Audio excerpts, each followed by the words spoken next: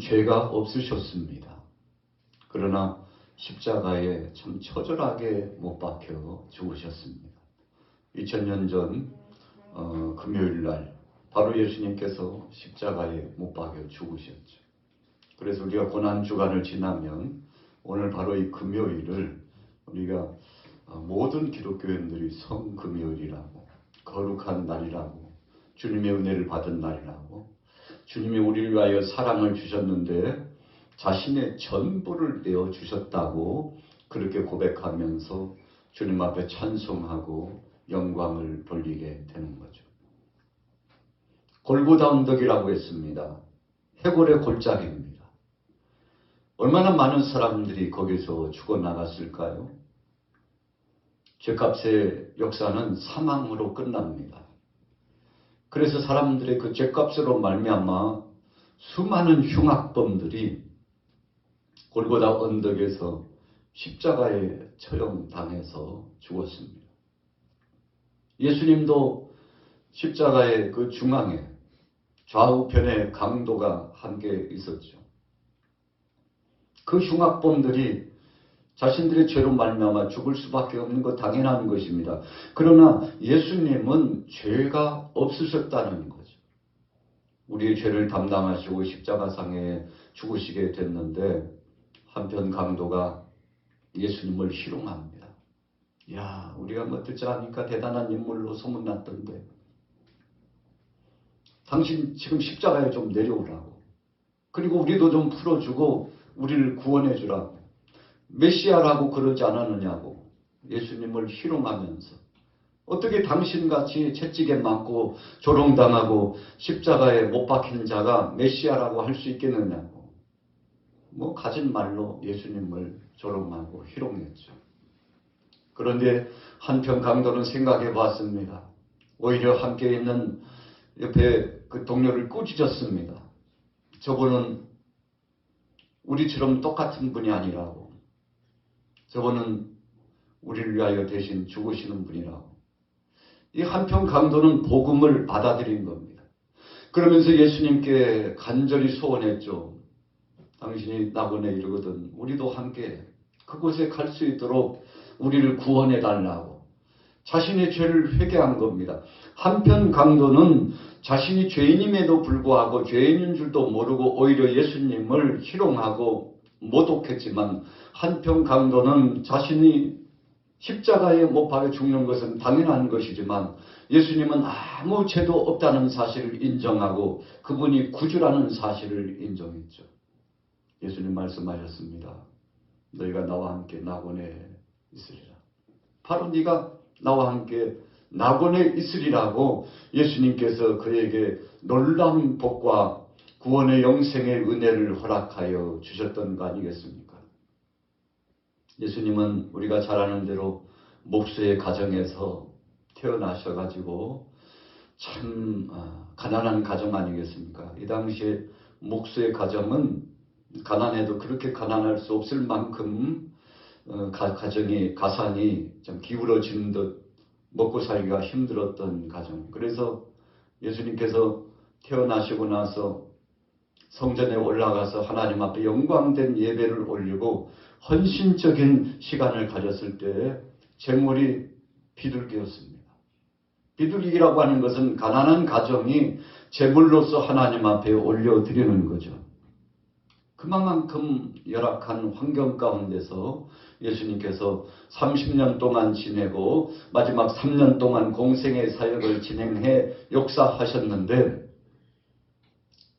예수님께서 그 가정에서 목수의 일 아버지를 돕고, 그리고 얼마나 참 헌신적인 효자였는지 어머니도 봉양하고, 그래서 사람의 옷을 입고 오신 예수님은 육신적으로도 최선을 다하셔서 가정을 소홀하지 않고 자신의 본분을 다했던 거 아닙니까?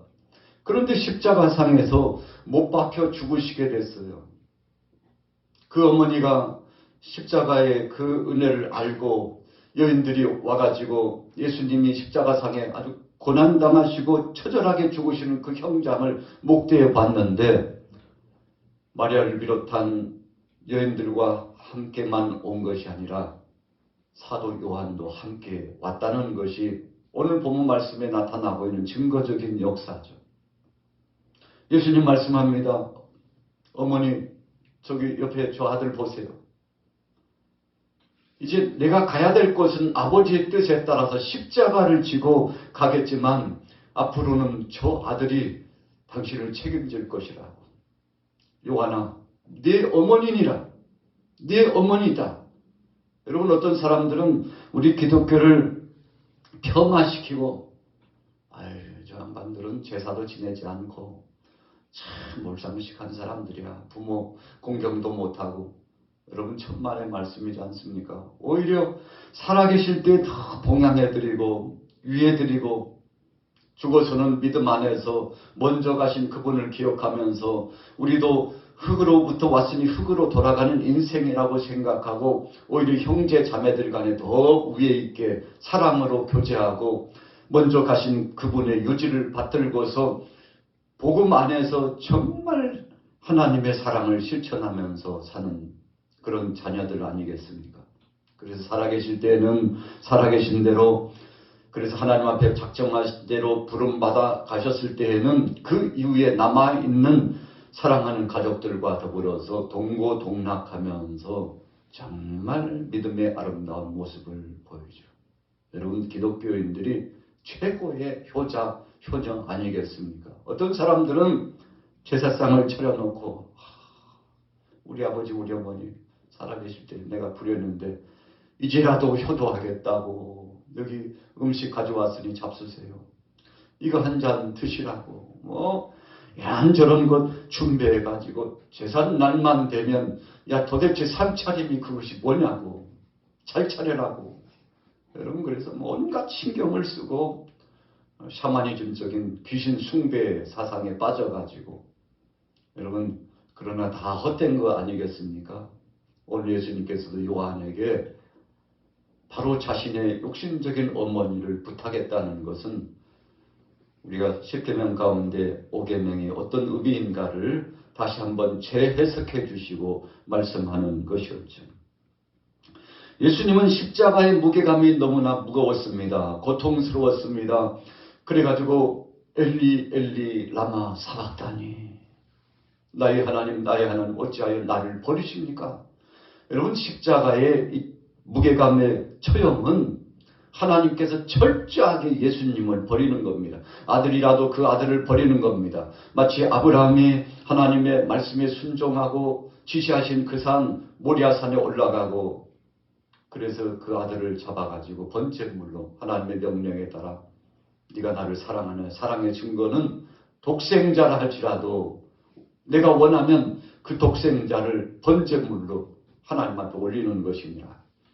여러분, 장차 오실 예수 그리스도의 예표적인 역사를 아브라함에게 가르치신 겁니다. 아브라함 믿음으로 순종하고 독자 아들 이삭이라 할지라도 100세에 얻었지만 얼마나 귀합니까? 17년이 지났어요. 작게는 15년이 지났습니다. 그런데 참 그렇게 귀하고 이제는 갓 청년의 모습이 될 듯한 정말 사랑스러운 그 아들을 한 번도 의심하지 않고 머뭇거리지 않고 자신의 아내 사려하는 의논도 하지 않고 하나님 혹시라도 방해받을지 모르니 아내뿐만 아니라 이 하인들도 너희들은 이 산 밑에 있어. 이제 위에 올라가서 우리가 중대한 일을 할 건데 여기 있으라고. 왜요? 이 독자 아들을 번제물로 하나님 앞에 올리려면 육신적인 성적이 발동해가지고 측은지심이 발동해가지고 방해될까봐 여기 있으라고. 여러분, 아들과 더불어서 올라가가지고 가는데 묻습니다. 아버지. 아니, 아버지께서 한 번도 그런 적이 없는데 오늘은 왜 제물이 없습니까? 오늘은 왜 제물이 없습니까? 아들아, 여호와께서 친히 준비하셨느니라. 그 말씀에 아들이 어떤 마음을 가졌는지 감동을 했는지 전적으로 아버지의 말씀에 순종하고 산에 올라가가지고 장작을 펴놓고 이제 마치 전에도 그랬던 것처럼 재물을 잡듯이 자기를 잡으려고 칼을 빼들고 직감했죠. 재물이 나구나. 하나님, 재물이 접니까? 그렇다면 하나님의 뜻에 순종해야죠. 여러분, 그래서 우리가 성경 역사 가운데 아브라함은 믿음으로, 그 이삭은 순종으로, 그래서 아브라함의 믿음과 이삭의 순종을 통해서 하나님 앞에 영광 돌렸는데, 하나님께서 우리를 너무나 사랑하셔서 독사 아들 이삭을 내어주겠다고 하셨죠. 그러나 시간이 가까움에 따라 예수님께서 동산에 올라가서 기도하는데 십자가의 그 무게감 때문에 성만찬을 마치고 기도를 하시는데 이제 얼마 안 있으면 잡으러 오는 자들이 옵니다. 예수님은 붙잡히실 겁니다. 그런데 하나님 앞에, 아버지 앞에 기도합니다. 할 수만 있으면 이 잔을 내게서 지나가게 하옵소서. 그런데 생각하고 보니까 아버지의 뜻이 이루어져야 되고 이를 위하여 이 땅에 오신 것을 다시 한번 기억하면서, 그러나 아버지여, 나의 원대로 마옵시고 아버지의 원대로 되기를 원하나이다. 이삭이 아마 그렇게 생각했을 겁니다. 하나님, 지금 죽는다고 하는 것은 참 억울하고, 제가 우리 가정에서 누굽니까? 독자 아닙니까? 아버지가 나를 얼마나 끔찍하게 사랑했는데 여기서 죽다니요. 이것은 말도 안 된다고 거부권을 행사할 수 있었지만 아버지가 분명히 말씀했죠. 제물은 하나님이 친히 준비하셨느니라. 여호와 이레 말씀하셨는데 믿음으로 그것을 받은 겁니다. 제가 제물이라고요. 아멘. 아멘. 여러분, 묵시적인 하나님의 뜻을 갖고 이삭이 순종했습니다. 칼을 빼들고 그 이삭을 잡으려고 하는데 끝까지 순종하고 항거하지 않고 거부하지 않는데 하나님께서 아브라함의 믿음을 받으시고 이삭의 그 순종까지 받으시고 이제야 네가 나를 사랑하는 줄 알았도다. 여러분, 무슨 말씀입니까? 그 아들이 순종하기까지 아버지 뜻 앞에서 순복하는 것도 하나님께서 예배로 흠양하셨다는 것을, 골고다 언덕에서 예수님께서 처절하게 죽으실 때 엘리 엘리 라마 사박다니, 하나님 어찌하여 나를 버리시나이까? 왜 저를 버리시나이까? 고통스러웠지만 그러나 이 길을 마침내 가셨는데 철저하게 버리는 거예요.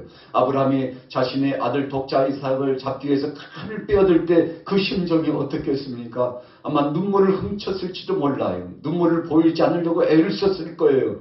그러나 그 아버지의 마음은 이렇게 하는 것이 하나님의 뜻을 이루는 것이고, 그 독자 아들 이삭은 생각하기를 내가 이렇게 순종함으로 아버지가 원하는 바 하나님 앞에 영광 돌림이 이루어지는 것이고, 내가 하나님이 원하시는 그 제물이라니 영광된 이 사역을 가리라. 그래서 예수님께서 다 이루었다. 뭐가 이루어진 겁니까? 하나님의 사랑이 이루어지고 하나님의 뜻이 이루어졌다고 생각했습니다. 그러나 얼마나 목이 마른지 견딜 수가 없어요. 오늘 본문에도 나타나고 있습니다만, 야야야, 옆구리 질러. 왜 이렇게 안 죽나? 빨리 퇴근해야지. 옆구리를 질렀습니다. 물과 피가 흘러나와요. 물과 피를 흘리고 나니까 얼마나 목마른지 탈수 현상이 더 급격히 나타납니다. 목마르다고 하는데, 뭐야, 엘리야를 찾는 거야, 뭐야? 뭐라고 하는 거예요 도대체? 야야야, 해용에다가 쓴 포도주를 묻혀가지고 좀 입에다가 좀 찍어줘라. 아유, 불쌍하다. 측은지심. 그래가지고 입에다가 묻혀준지 얼마나 써서 그거 먹을 수도 없는 거. 여러분, 예수님의 목마름의 고통을 조롱한 거 아니겠습니까? 오늘 그럼에도 불구하고 예수님께서 그 불쌍한 영혼들을 보시면서, 아버지, 저들이 알지 못하고 하는 겁니다. 예수님을 채찍질하고 옆구리에 창을 찌르고 희롱하고 조롱하고 야 메시아라고 하더니 저렇게 비참하게 최후를 맞이하면서 다른 강도들처럼 저렇게 죽어 가버리는 것이구나. 야, 지금까지 3년 동안 행했던 사역 다 거짓 아니었느냐? 메시아라면 죽을 위기에서도 살아나는 것이 메시아인데, 평범한 죄인들처럼 같이 죽어가는 것 보니까, 강한 표현을 하면 죽어나 자빠지는 거 보니까 아이고, 메시아는커녕 별거 아니구만 하고요. 예수님을 얼마나 희롱하고 조롱했는지. 그런데 예수님은, 아버지요, 저들이 알지 못하고 그런 겁니다. 내가 메시아라는 사실, 하나님이라는 사실, 만왕의 왕으로 만주의 주로 오셨다는 사실을 인식하지 못하고 깨닫지 못하니까 망언을 하고 주님을 조롱하고 하나님의 그 사랑과 극치의 은혜의 역사를 알지 못하고 고백하지 못하고 조롱하는 것이니 아버지여 저들의 죄를 용서하여 주옵소서. 그러시면서 마지막에 7번째 아버지 내 영혼을 받으시옵소서. 내 영혼을 받으시옵소서. 그러시면서 예수님께서 십자가 사랑에서 치료를 마치시고 사랑의 증거적인 역사를 나타내셨는데 오늘 예수님이 아침 9시에 십자가에 못 박이셔가지고 오후 3시에 아주 처절하게 죽으시는데 6시간 동안 십자가상에서 고통을 당하시고 죽으시게 됐죠. 여러분 오늘 하루 동안 이 십자가상의 치료를 묵상하시기 바랍니다. 주님이 나를 위하여 죄 없으신 그분이 전부를 내어주셨다는 사실을 알고 나는 정말 아브라함과 같은 믿음이 있을까? 하나님께서 원하실 때 가장 소중하다고 생각하는 것을 백세 얻은 아들 얼마나 귀합니까? 그러나 하나님이 내 몸을 원하시고 내게 있는 것 가장 중요한 것을 원하실 때 그것을 주님 앞에 올려드릴 수 있는지. 여러분 어떤 때는 우리가 시간을 드리거나 물질을 드리거나 또 우리의 삶 가운데 일거수일투족을 전부를 주님 앞에 드려도 부족하잖아요. 1만 달란트나 탕감 받았는데 동간을 만나가지고 친구 만나가지고 자기에게 100데나리온 빚진 자를 멱살을 잡고 너무 거시기 너무 거시기 쳐주면서 오늘 중으로 갚지 않으면 너희 처자식이라도 내가 팔아가지고 반드시 받아내리라 하고요. 얼마나 희롱하고 욕보이는지 그 소식을 접수했던 주인이 불러가지고 야 내가 너에게 1만 달란트나 탕감해 줬는데 겨우 100데나리온 그것 때문에 네 친구를 희롱하고 조롱하고 못살게 굴었다면서 여러분 얼마나 안타까운 것입니까? 우리는 주님의 은혜를 알지 못하고 감사하지 못하고 살 때가 많으나 오늘 하루 동안 주님 감사하지 못한 것을 용서해 주옵소서.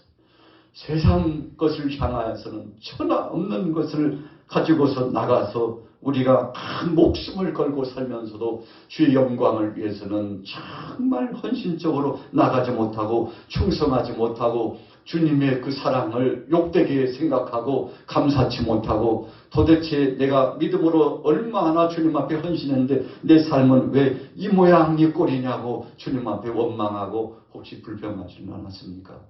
오늘 다시 한번 감사하는 마음으로 우리 자신들을 성찰해 보면서 주님 앞에 영광 누리시고 믿음으로 주여 감사합니다.